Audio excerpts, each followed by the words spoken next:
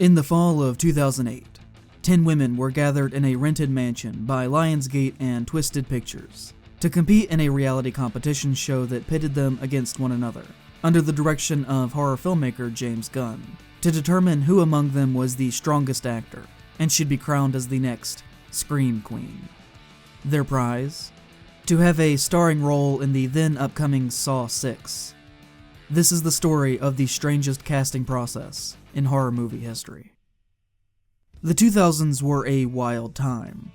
In the summer of the first year of that decade, Richard Hatch walked naked down a beach in front of a group of strangers, and the next year someone was burned alive for ratings, and the sensation of modern competition-style trash reality television was ignited, being primed the decade previous by the tabloid talk shows of Oprah, Jerry Springer, Geraldo, Maury Povich, and of course, Judge Judy.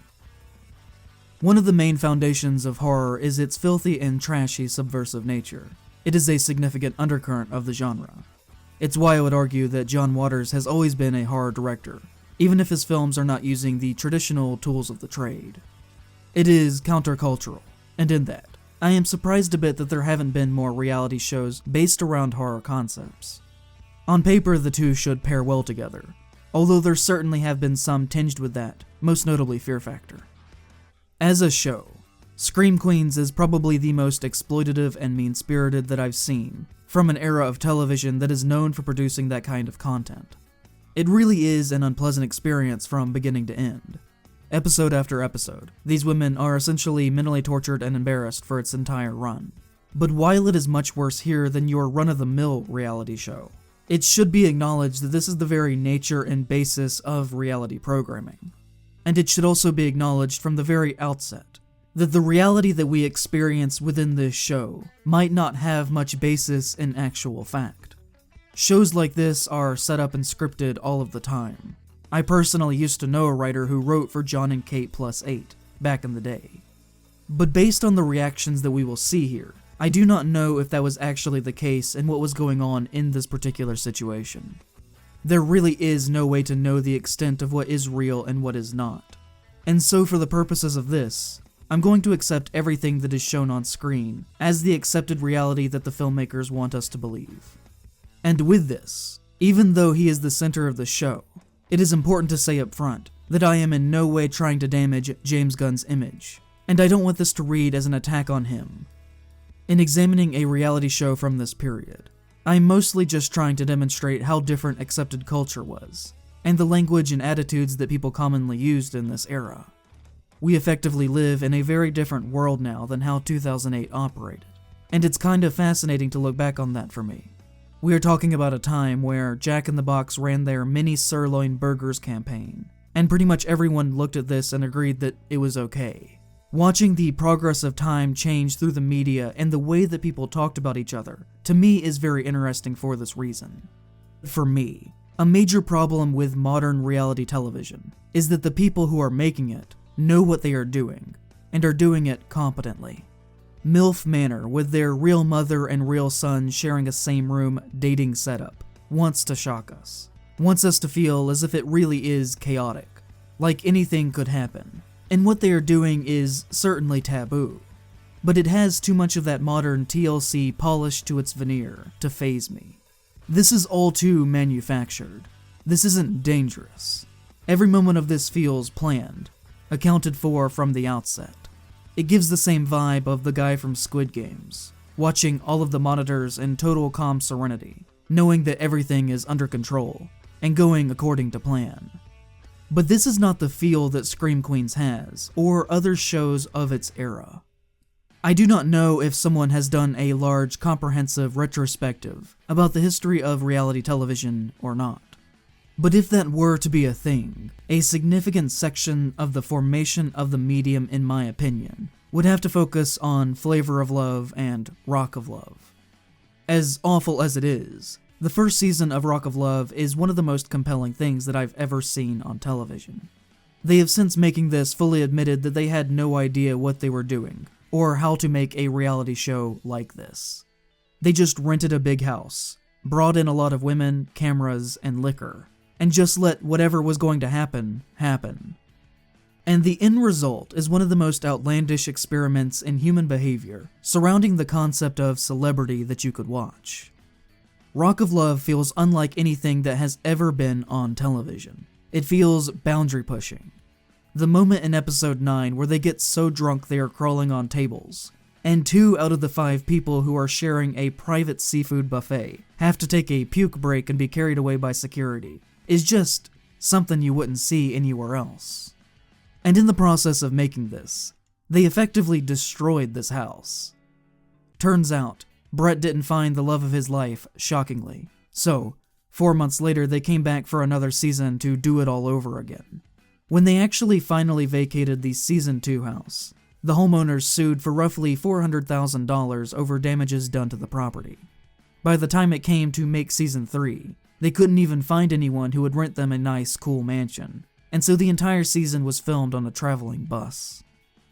Now, we all know there are different subcategories of reality competition shows that share the same structure.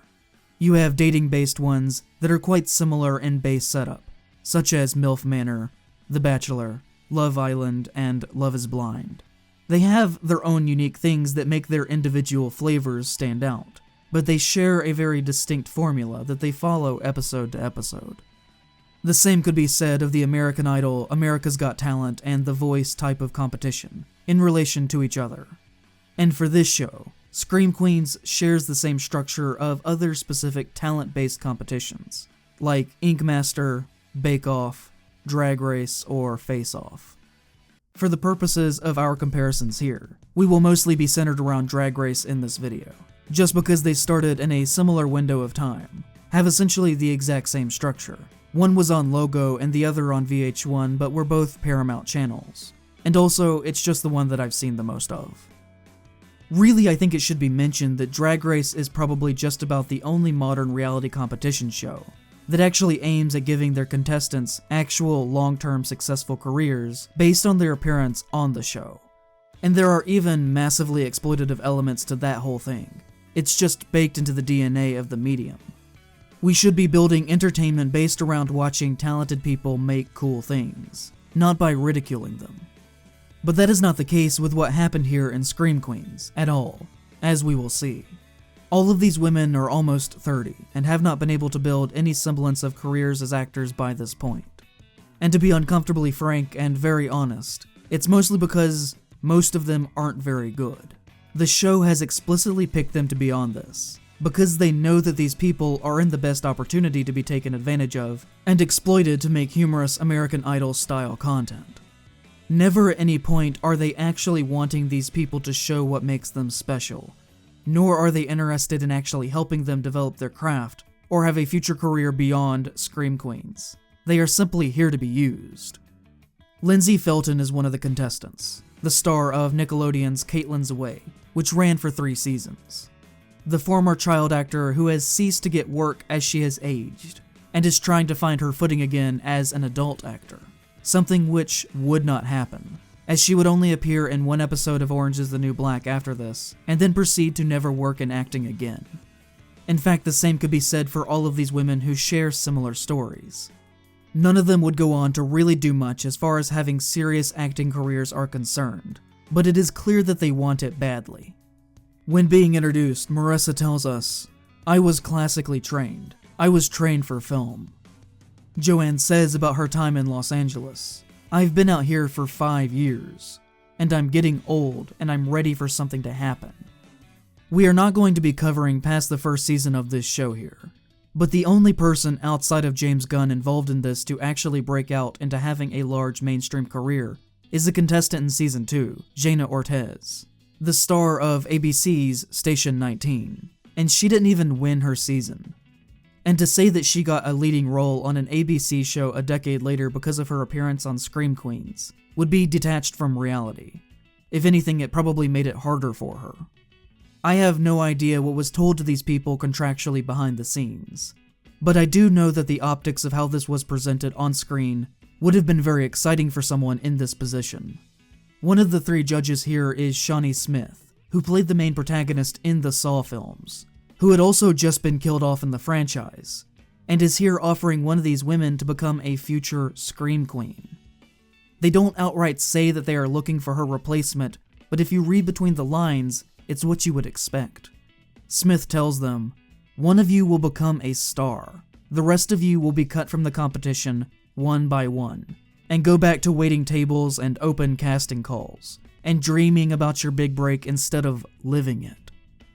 This is not something that is unique to this show, but the language used is constantly in the same vein of something that a manipulative abuser would use on someone. It is a psychological trick, specifically designed to enable these people to do things that they normally wouldn't, unless pressured to do so. I hope this does not come across as a harsh thing to say, but from my experience by and large, actors are very weird and vulnerable people. I've said many times before that I never mean weird as an insult. I think it is a great thing to be weird, and actors are usually incredibly weird. Many of them are desperate for work and will go to great lengths to impress someone to land a part. Them getting a job is hinged on them making you happy, and as a result of that, it is very important to them to make you as pleased with them and like them as much as possible, even if that means doing things that they may or may not be always comfortable with. And through this, a power dynamic is created that could easily be exploited and has to be recognized and treated in a professional way by a filmmaker. There is a responsibility there on the part to not abuse that relationship. Because unfortunately, as it was demonstrated here in this show, that dynamic is ripe to be used to make an actor squirm for the person with power's amusement. For their first challenge here, they are forced to go through the same thing that they will go through with almost every challenge, which is them being told 2 minutes before they perform what they're going to be expected to do. In Drag Race, RuPaul gives them the challenge for the week, and then they are given several days to complete what is asked of them at an exceptional level. But here in Scream Queens, they are never given any time to mentally prepare for their challenges. Most of the time, they aren't even given scripts. They are just told, "This is your scene, do your best," and then they yell action. It is disorienting on purpose, to hopefully capture on film someone embarrassing themselves. That is the only reason that this is being done. They are not given the time to actually purposefully construct a meaningful performance that demonstrates their actual artistic abilities. Because this isn't actually about finding a great actor for the next Saw film, just like American Idol isn't actually about finding pop stars. It's just about taking advantage of and embarrassing people on national television more than anything else. A man with a chainsaw just runs into a room, and they are told spur of the moment that their challenge is to beg for their lives. With no warning, they are thrust into a situation and told to be emotionally vulnerable, and of course, it comes across as funny.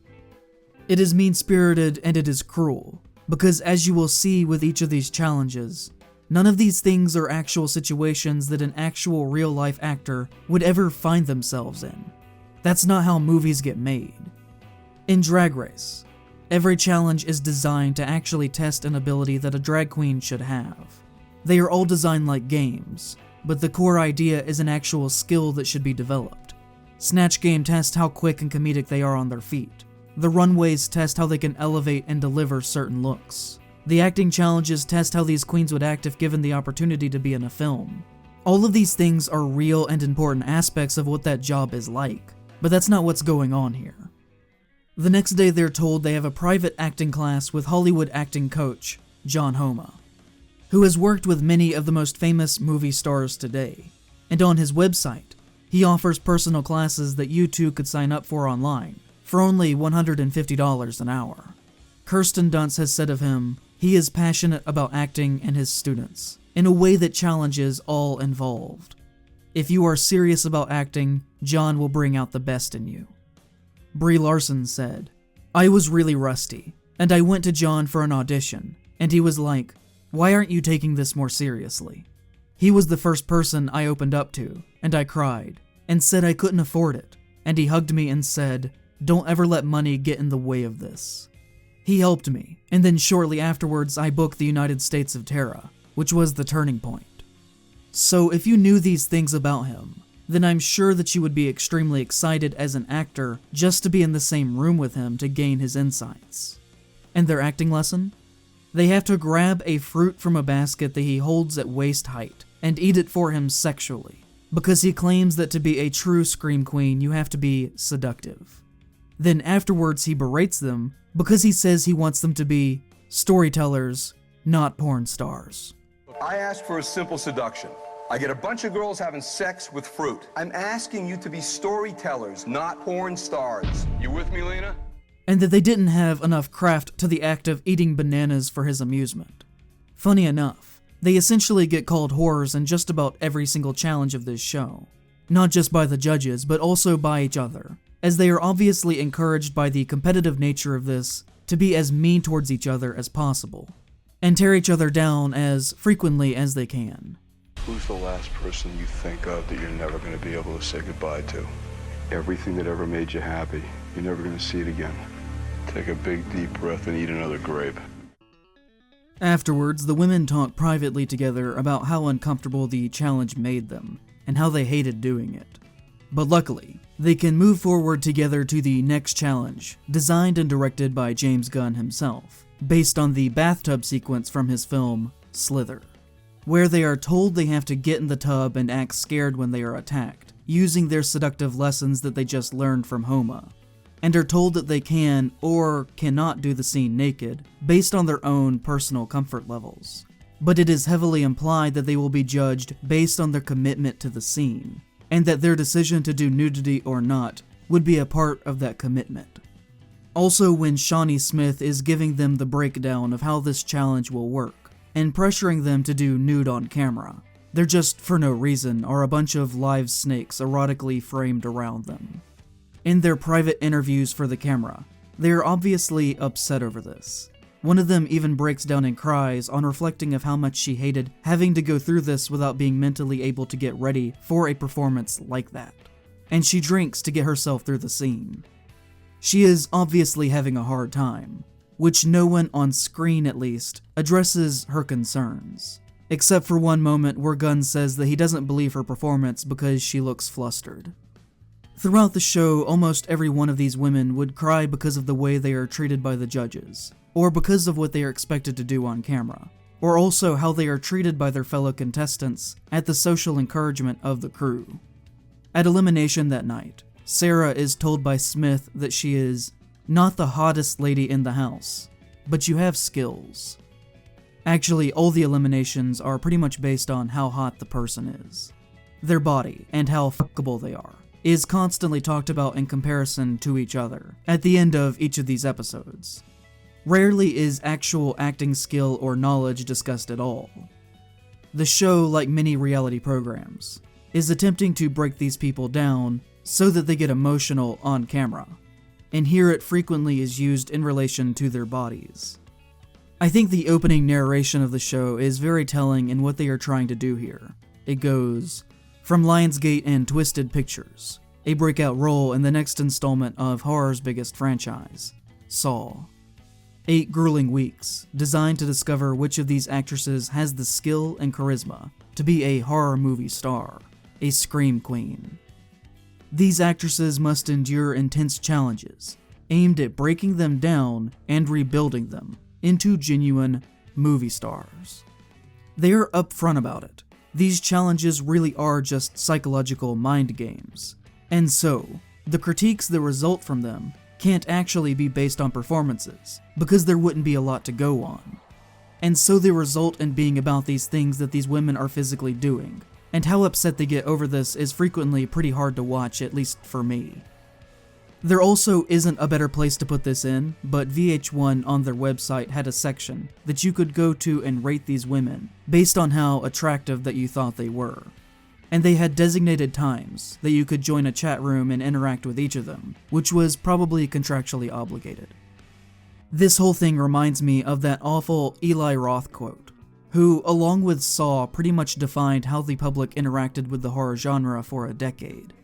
For better or worse, Eli Roth was the fresh young face of the 2000s horror for many people.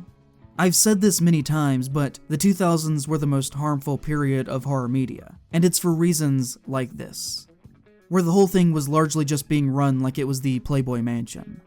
He said in relation to filming his fake trailer Thanksgiving that released with 2007's Grindhouse, "I must confess that I broke the 1 or 2 take only rule when it came time to filming Vendula stripping on the trampoline. I heard that David Lean shot a lot of footage during Lawrence of Arabia. I also heard that Kubrick did about 50 takes minimum for every single shot. And I remember being on the set of Meet Joe Black, when Martin Brest took 67 takes of Brad Pitt drinking a glass of champagne. And now I fully understood why. We probably shot more footage of that girl's tits bouncing around than all the other scenes combined. Take after take after take, over and over, up and down they went. I mean, Vendula's a pro. She got it perfect on the first take. But you know what? It's Grindhouse. It's an exploitation film. What's the point of shooting an exploitation trailer if you don't get to exploit anybody?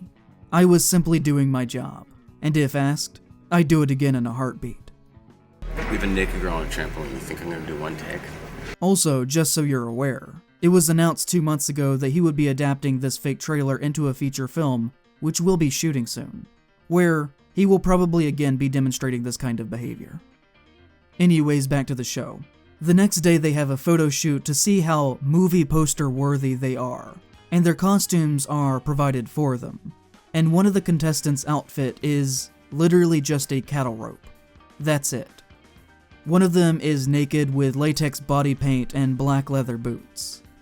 One of them doesn't look natural enough to Gunn, so he personally takes a spray bottle to wet her down with, and when that's not enough, he grabs a bottle of water and pours it over her head. One of them is a mummy, who is really revealing in design, but her mouth is bound shut, so that she can't talk and only makes noises. Now, going back to the RuPaul comparison, there are plenty of challenges like this on Drag Race, based around photo shoots, and he never touches any of these boys. He does not even get physically close to them, always standing behind the cameraman. And when they do have outfits assigned to them, they are not revealing, and also are encouraged to put their own artistic spin on the costumes to make them their own. An example being the episode where Rue gives them boxes of garments that once belonged to past well-known queens, and tells them to recreate those queens' most well-known looks, but do it in their own personal style. Because there's a challenge in that. There is a test of an ability. He's often not even at the challenge when it's happening, and when he is, he's standing a good 25 feet away, yelling out jokes to lighten the mood. The closest that Rue ever physically gets to them is when he comes to visit their station for a one-on-one in the workroom. And even then they are several feet away from each other. A pat on the shoulder, or a very rare hug if the person is crying, is the only time that physical contact is made, and it is entirely consensual. Except for, that one time where he was going for a fake out and accidentally punched Asia O'Hara. But typically, there is a clear delineation between him and them. They get the challenge, they have time to prepare and perform that challenge, and then Rue judges the performance.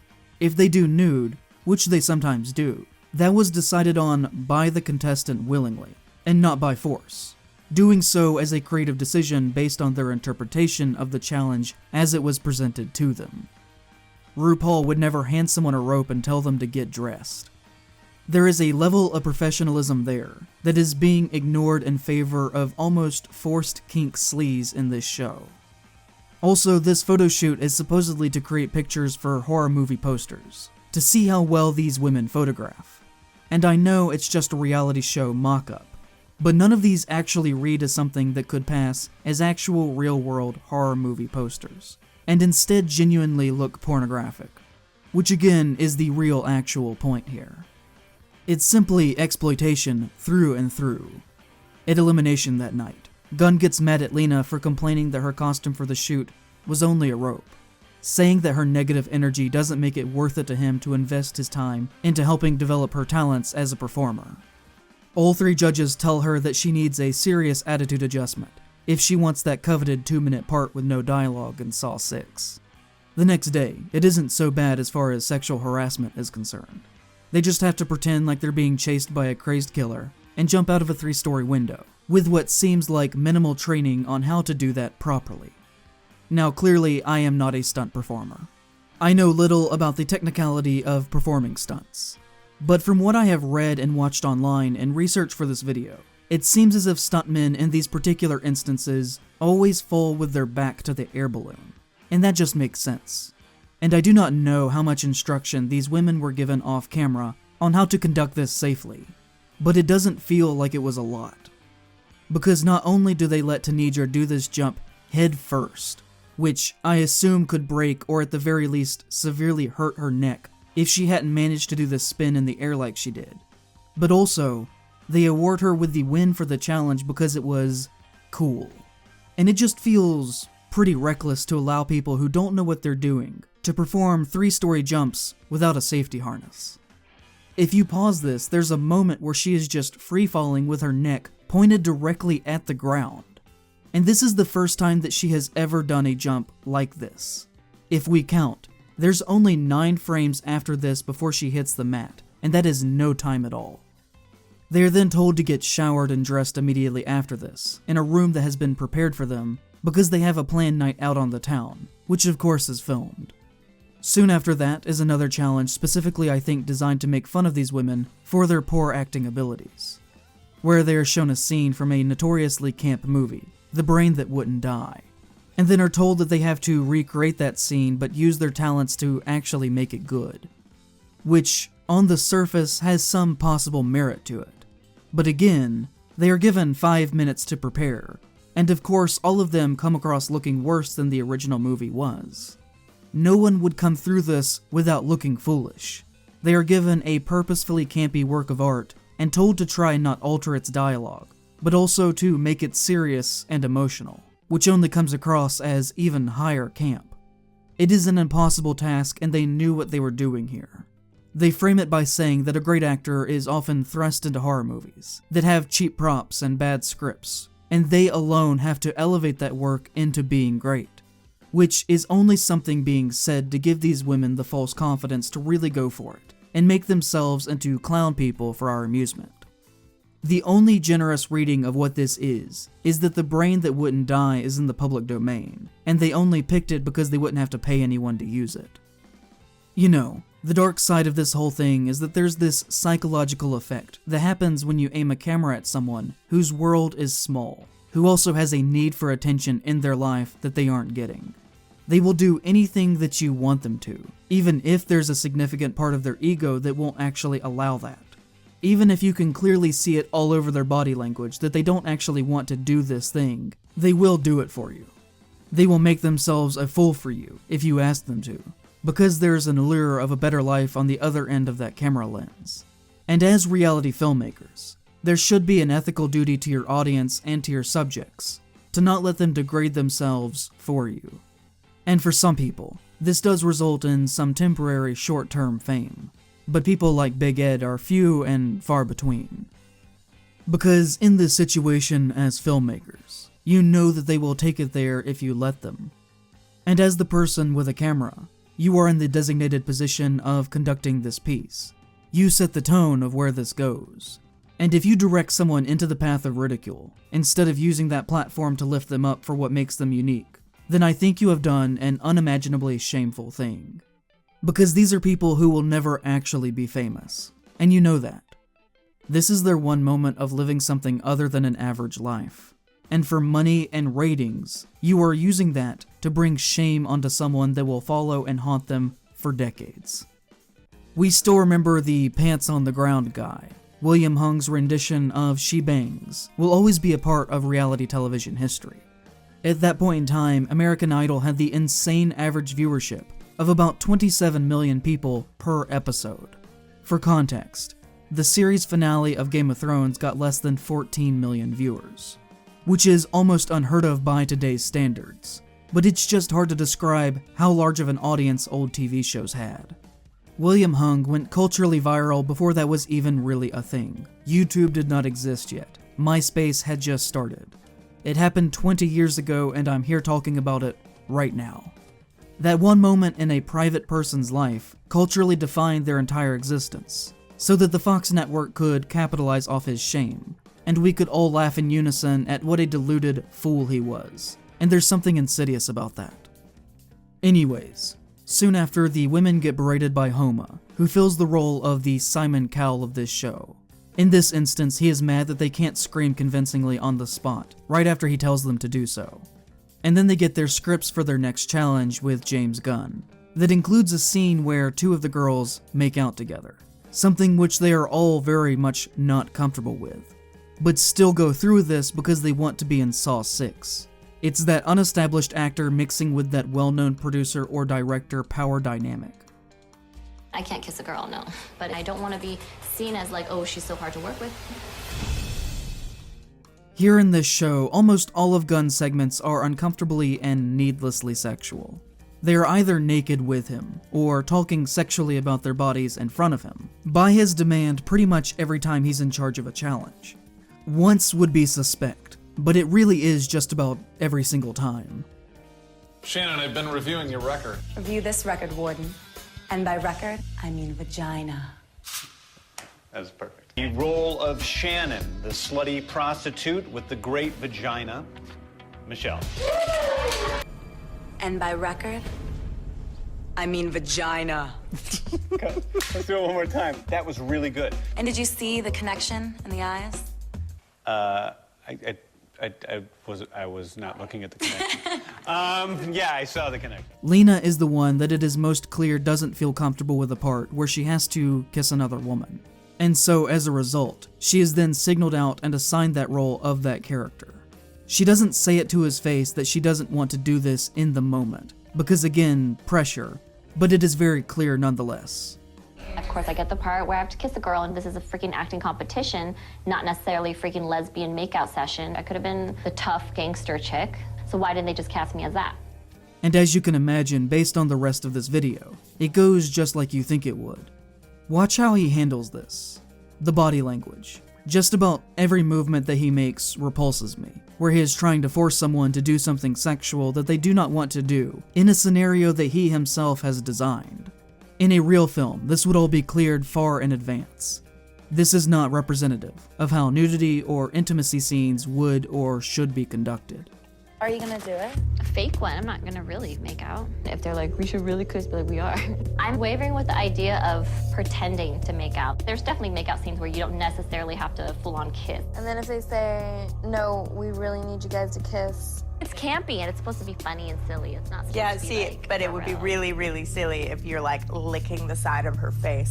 And you're gonna go in for a very passionate kiss and sort of slam your heads together in a big swelling musical moment. And then I want like full on like making out, tongues wrapping around each other, sort Seriously? of. Yes. I don't think I'm comfortable doing that. I thought it was just gonna be like... Comfortable doing the kiss? So here's the thing, it's totally cool that you don't do it. But I asked you flat out in the audition. You know, I asked Michelle too. Well, I know, and but Michelle it didn't said say no. kiss, it said make out, but it didn't necessarily say like, because you said campy. It says make out. To me, it doesn't have to necessarily be full-on tongues and licking. It doesn't have to be, but there's that chance that it is. This happens on movie sets. Somebody will say they'll want to do a nude scene, and then they show up on set and they hold the whole set ransom because they don't want to do the nude scene. It's a big deal. It really costs productions a lot of money, and it makes it hard for me to trust you. No, I completely understand. I Okay. apologize. And Okay. I should have told you earlier. Okay. Okay. He makes it clear how disappointed he is in her, and really tries to manipulate her into feeling bad for standing up for something that she doesn't want to do. He even tells her in a clip that I'll show in a moment that she has betrayed him, which honestly again is real abuser language, which is the bread and butter of reality competitions. She also is told that she is unacceptable. She refuses to make out with another woman, essentially for James Gunn's personal amusement, and so that night he sends her home. But not before the other women of the group yell at her and break her down even further. Something that has cost many productions that I've been a part of money has been when an actor says that they're going to do something and then they don't do it. And you betrayed a sort of trust with me that no one on the show has done yet. Lena, lying to a director and stalling a production is not acceptable. I'm sorry, you get the axe. And one of the really damning things about this, in my opinion, is that Lena was the winner of the previous episode. She was a clear frontrunner to take the prize of the entire show, which in my opinion demonstrates that they aren't actually looking for a great actor here. Because on any other show like this, they wouldn't send someone home who had won an early challenge and showed actual promise, unless they had severely messed up, which Lena didn't even do. And the final thing that I'll say on this is that James Gunn's excuse for kicking her off the show is that if she had pulled this on a real movie set, it would delay the day and cost a lot of money to keep the crew there, not working until the issue was resolved. Saying that he's been on a lot of sets that have had that happen specifically related to nudity scenes. Which to me, this is a massive red flag. Anything involving intimacy would be talked about and agreed upon so far in advance that when it comes time to filming the scene, it should come across like fight choreography. Everything involving scenes of that nature are not done on the fly. The following is a quote from Insider about the legal nature of nude scenes, and how they are protected by the Screen Actors Guild in relation to a contract called a nudity rider. This document is negotiated by the actor, their representatives, and the production team, and within the rider are detailed descriptions of what the actor is willing to do on screen. This includes scene information, the type of nudity required, limitations on usage of the footage, and any details or terms the actor and producer agree upon. It is not unusual for a nudity rider to include minute details, such as exactly which parts of the body are visible, how much the body part can be seen, and for how long the body part is shown. Although the nudity rider is a contract, SAG-AFTRA reiterates the importance of consent, saying, "Remember, even if you have signed a nudity rider, you have the right to withdraw consent at any time prior to the filming of the scene." If an actor is working on a non-union film, they are not protected by the union. This is why many actors choose not to do nudity or simulated sex scenes in any non-union productions. And so to say that you have been in many situations where a production is held up because someone says they are uncomfortable with what they are being asked to do on the day of shooting really reflects incredibly badly on the filmmaker, and not the women who are being placed in these situations. I'm no prude, far from it. I don't have a problem with movies being sexual at all, and I think if anything they should be much more than they typically are. But there is an established process of how to go about that. And hovering over somebody late at night while they are dressed in this way, while telling them how disappointed you are in them and that people are waiting on them for their jobs, for not doing something that they clearly do not want to do, isn't it. Back to the next episode. They start off with a fairly innocent warm-up challenge, but then are told that to be good scream queens, they have to be acquainted with death. And so they are locked in cabinets in a mortuary, which, is inoffensive, and makes for your typical reality show type thing. But again, what does this really have to do with acting at all? They aren't even pretending to be constructive with most elements of this. This causes most of them to break down in tears. And then afterwards, James Gunn covers them in buckets of roaches because horror. And there are other shows like this that I love, such as the Boulet Brothers. But the people on there absolutely know what they're getting into with that kind of program. And based on all these reactions, I do not believe the same was the case here. All you have to do is compare how happy the contestants are on that show, even when doing gross things, to how these contestants are feeling all of the time, constantly talking about how they don't feel safe and don't like being on this show. I think a big thing about filmmaking, a real golden rule, is that you should never ask your performers to do something that you yourself would not be willing to do. And I just do not for the life of me see Gunn crawling into a tent filled with thousands of roaches. It wouldn't happen. This is just about the only Gunn challenge that isn't sexual or involves nudity, but it still involves essentially mental torture. And I get that this is a reality show, and that this was supposedly what these people were here for. But I hope we can all agree that there is a lot going on in this that really shouldn't have. You know, with these types of shows, you often do not start to get a feel for the room and everyone's real personalities, until we cut a few people and make some space for that in the episodes. So this next part isn't something that is very apparent from the beginning, but as the show progresses, there is a strong undercurrent of racism directed at the only black contestant, Tanedra Howard. I'm faded. And there are a few things aiding in allowing that to happen, I believe, past just the general tone of the show. She has never taken an acting class before and has zero experience. She is the clear frontrunner, and the judges like her, and this all causes a lot of resentment from the other women. There are minor things that start first, small yet still noticeable social transgressions. One of which I might be reading too much into, but I genuinely think that when specifically talking about Tanidra, such as in this clip that I'll show in a moment with Lena, they change their vocal intonation to have a bit more of a stereotypical black-sounding impression, and are also using that to talk down to and about her. And on top of that, here she purposefully assaults her multiple times in this clip, during a session of stunt training, which nothing is done about by the judges and is never actually addressed. Lena, come on, let's go. Oh, I get paired up with my girl Tanidra. You bastard! Okay, let's do it again. I think I hit Tanidra a couple times. Yeah, I meant to do that. Girl deserved it. Bastard! I think she was really trying to hit me. Like she meant to do it and then covered up as an accident. Actually, in private in one episode, James and Sean Gunn joke with each other about how racist Lena is. But they don't do anything whatsoever about this, and she is never confronted on screen with the other women in the room together about it. They just let it continue, where on most other shows this would be shut down very quickly. Seems borderline racist in my opinion. She's the worst. But in episode 6 it turns into a personal attack that for me is pretty unbearable to watch. The challenge that they are given by Homa is to sit in front of each other and act out the person's subconscious who is sitting across from them.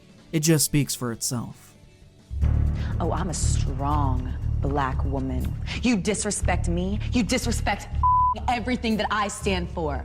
When have I ever said I'm a strong black woman? Like, all the stuff she said to me, I never ever said to her. You know, I am scared. And I might put up a front because I want to be considered and seen as that strong black woman from Inglewood who came from the projects. Me, Tanidra. Who ever said I was from the projects?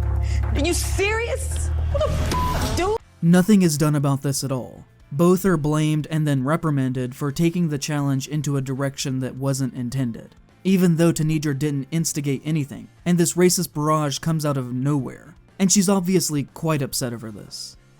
And this isn't the only time where there are horribly racist moments that result from the tone that the filmmakers have set out with the show. Do you realize how ugly you are and how Jewish you look? Gunn's next challenge is to dress the women up like this to have them drain Michael Rooker of blood, because it is a vampire challenge. With the excuse for these outfits being that these are Wild West brothel-themed vampires. Although the set decoration does not reflect this theming, because that would cost money. And the real reason is just to get them naked as often as possible. Also, I think on its own this challenge is pretty inoffensive. Vampires are supposed to be highly sexualized, and so it would make sense for the costumes to reflect that mentality. But in context with the other challenges and tone of the show, I think we can all see what is going on here. If this were about sticking to a theme, they also would have made Michael Rooker, who is playing the victim, get into wardrobe as well. But he's just wearing the same thing that he walked into the studio with that day. That night, these 4 remaining women, who none of us have ever heard of before, are told, it's down to the final 4 ladies. In 2 weeks, someone is going to become a star. If you want it, now is the time to bring it. It is that dangled reality show carrot for someone to try and get what they've always wanted, which they will sadly never actually have through this outlet. Every time they bring up the prize, it is always framed as if this will make the difference between their old lives and their new ones. That they will become stars. That this will be their breakout role. That they will even possibly be the new main character in Saw 6, which of course does not happen. In a very short amount of time, one of you is going to have your life changed because you will enjoy the privilege of landing a role in Saw 6.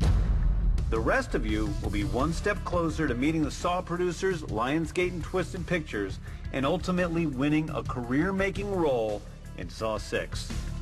This is the biggest night of my life. If I can get myself in front of Lionsgate, I know for a fact that they would want to work with me. I just need that chance. I got it, dude. Like, I don't have the credit to show, but I got it. As far as that is concerned, Tanidra is really the only one of the bunch that has any believability to what she is doing, and actually has a chance of seeming like she could be a professional actor. She's able to take these ridiculous challenges, and actually is able to come out looking good in them more often than not, which is actually pretty impressive. Their next acting challenge is to beg this gangster puppet for their lives, and Homa yells at them until they give as cartoony of a performance as possible. I have a reputation for making people cry. Gunn's next main stage challenge is the least problematic of the show. Really, there isn't anything wrong with this, and it's actually one of the only instances in the entire thing that is actually focused and built around acting. They have to play a character and that character's evil doppelganger, and hold a green screen conversation with themselves, which actually would be a usable skill that could conceivably apply to a real film. The only thing that I have to say about this is that they show up dressed professionally for the shoot, but then are told to get into these white, almost infantile gowns to perform in, which is a little weird, but not terrible I guess compared to everything else going on here. But that is actually kind of the tone for the last few episodes. They may have suddenly realized that they were taking things too far with these women, because there's a pretty sudden shift here to being a much more traditionally straightforward reality series. From here on, it is what you would expect. They even changed the style of the show to start working in a lot more practical acting advice and Saw theming. Because for a Saw-based competition, there's almost no Saw material for the first 6 or 7 episodes, which is really weird. The only thing you get in the early show is this mystery man in the background of one episode, wearing a Billy mask. Our competition ends with Tanidra winning, who becomes so overwhelmed that she has to sit down for a moment and collect herself, saying that this is what she has always wanted.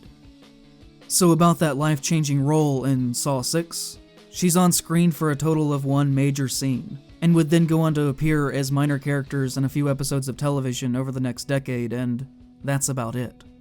She's not even the main focus of the scene in her Saw movie, because it features 2 people, and he gets more screen time than she does, even though it does end with her getting the upper hand.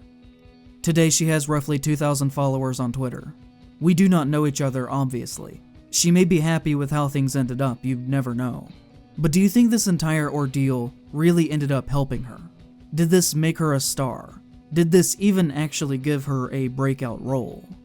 What even is the purpose of these shows? Who does this all benefit? I know that this is an obvious point of all of this, but it does merit saying in conclusion that it clearly isn't the contestant. If they are savvy enough, they may drain some financial gain from this machine that has swept them up. But the real winners here are the hosts. Well, the network itself, but you know what I mean. There are of course some that do go on and become actual celebrities in their own right after they win, but the Kelly Clarksons of this industry are very much the outliers. Especially when compared to the amount of reality judges that become infinitely more famous after they become reality judges than before. These people who are painted as experts in their field are shown through the lens of reality content to be powerful, although frequently when they start their shows they're anything but. RuPaul had obviously been known for 2 decades by the beginning of Drag Race. He is one of the most important figures in queer media history, but his most recent project before starting the show was the very low-budget amateur film Star Booty. Now he's worth upwards of over $100 million. Paul Hollywood was a baker for a chain of hotels, and now he owns a fleet of luxury cars.